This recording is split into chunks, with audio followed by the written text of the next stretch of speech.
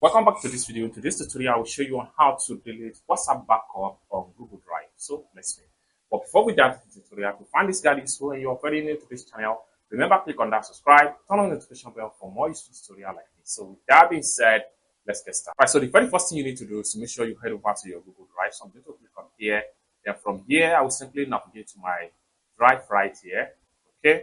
So Google Drive Workspace. So having opened up my Google Drive Workspace, next thing I'm going to do is to simply come to the top right here and click on this three slider. So I'm going to simply click on that. So the next thing I need to do is to simply click on backups right here.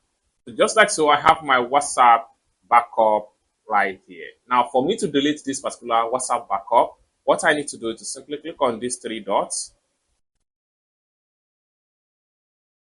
Then I have to make sure I click on delete backup.